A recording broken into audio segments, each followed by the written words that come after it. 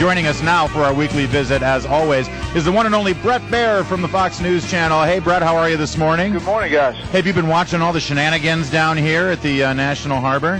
I watched a lot of it yesterday on the feed coming in. I haven't been down there yet, but I might pop over there today. Oh, great. Oh, I hope we can hook up with you at some point. I got to tell you, the energy here when Rand Paul and Marco Rubio back-to-back took to the main stage there, it really was palpable. And you're seeing a shift, I think, in the conservative movement, if not in the Republican Party. What do you think of that? Am I off base in making that assumption? No, I don't think so, Larry. I think there is a definite flare, a libertarian flare that is making a real push, especially at a place like CPAC. The speech by Rand Paul and the reception to it, and the reaction to his filibuster, his 13-hour filibuster, has, I think, energized a part of the party that we always knew was going to be a factor in 2016, but perhaps didn't know how much. It's clear now, I think, that Rand Paul is going to run, and Marco Rubio will run. And how the rest of the field shapes up, I think, will be interesting to see. We're going to hear from Mitt Romney today. Do you have any ideas where he might want to go after losing, in the last presidential election? Brian, first of all, I think it's just the fact showing up there. Yep. He gets probably props from that crowd, and I bet he'll talk about President Obama now and what they've seen post-election. And, from a conservative point of view, there will be a lot of easy targets in some of the decisions and things that have happened since the election. All right, let me ask you a question. Did you see this exchange? I know you did, between Ted Cruz and Dianne Feinstein. Oh, yes. Sure. It is, of course, blowing up on talk radio and other places. What did you think about all that? Well, you know what? I thought it was interesting. We talked about it on the panel. Clearly, Ted Cruz is out to stir things up and to make a difference based on constitutional defense of the Constitution in the Senate. Well, but I thought he was fairly polite in the way he did it. He was very polite. He sure wasn't taken that way. Sure, but like Charles Krauthammer, and I've heard some others say, it was a bit of an overreach in his questioning, in that Congress has passed laws to limit the Constitution, limit the Bill of Rights before, and child pornography is just one example, in that the First Amendment is limited by that law, making that illegal. So that was the pushback. It didn't end up that way in that discussion until the very end. Right. It was a lot about the emotion and Senator Feinstein pushing back and saying, "I'm not a 6-year-old."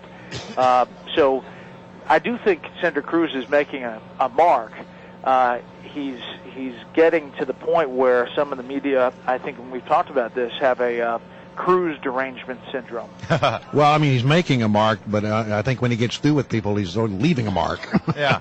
Well, and let's point out, Senator Cruz will be the keynote speaker here on Saturday night, and that's another message that the CPAC organizers are sending, that they like this sort of thing. This is what they want from their conservative politicians. Yeah, I think that brand of Republican is definitely appealing at CPAC. Now, whether Ted Cruz is appealing to moderate Republicans or conservative Democrats, I think that has yet to be tested. Yeah. Well, we sort of explored this idea. If you look at the ratings of Congress, they're in the toilet. They're maybe at all-time lows. And if you are the guy who comes in from the outside and hates the people that America hates, it might work. It might work. I mean, do you guys think, I'll ask you a question, do you think that he is positioning himself for a run for the presidency? I don't know. It would be real early and quite a bold, audacious move to do that, but he seems to be bold and audacious. Yeah, I would be shocked if it were in 2016, but I definitely think he is positioning himself for a future run for something. And if you're in the Senate, I think that the next step would be, I don't think he wants to go back and be governor. 100 presidents in waiting, right? Yeah, I think you're right. And I've talked to him, briefly, and I've seen him kind of off the question stage. He's a very thoughtful guy and clearly well educated. And he's, I think, making these constitutional arguments much like Rand Paul is, but with a different kind of flair. Yeah, a little more CPAC talk if we can, since that's where we're broadcasting live from today. And also Chris Plant, by the way, following us, will also be here live down at National Harbor. Donald Trump will be here in just a little bit. He'll be speaking from the main stage. There's a little controversy over that, especially considering you don't really see a huge ideological difference between Mr. Trump and Chris Christie, but the governor of New Jersey, who has a 70% approval rating in a state that is not very friendly to Republicans, he's not invited here. What do you think of that mixed message? Yeah, it's kind of interesting that he wasn't invited. I think, there's still a lot of hurt about Hurricane Sandy, believe it or not, and I think that lasts and lingers on. That's not something I don't think that is impossible for Chris Christie to overcome. But in the short term, I do think he's got some hurdles with the conservatives, which, on the flip side, probably helps him with moderates and some Democrats. I think it's definitive that he's going to run in 2016, and it's just a matter of how he builds that coalition. Really? You think it's a done deal? He's definitely running in 2016? That's the feeling I get from Republican circles. I mean, he's already meeting with some big money people, and, from everything I've heard, the switch is flicked on. Wow. Yeah, I think if you look at the overall theme of CPAC, it comes down to this. What is the Republican Party going to be? And this is a debate that's been going on for some time. I don't see an easy answer or a quick answer to this, Bret. No, I don't either.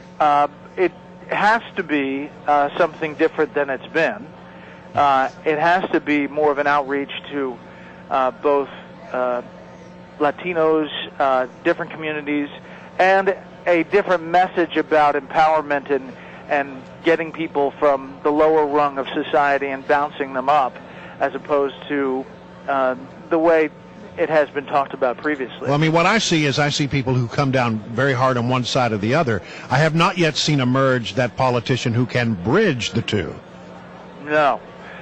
Yeah, and that's what some people think Chris Christie would be, like this everyman kind of attractive for Democrats. However, he's at this point got some real problems with conservatives. So, that's his challenge. Other people have a challenge the other way, in that they've got the conservative bona fides, but they need to really shore up the ability to reach across the aisle. All right. Well, Bret, we appreciate you coming on as always. Yep. Thank you, Bret Baier. You guys have fun.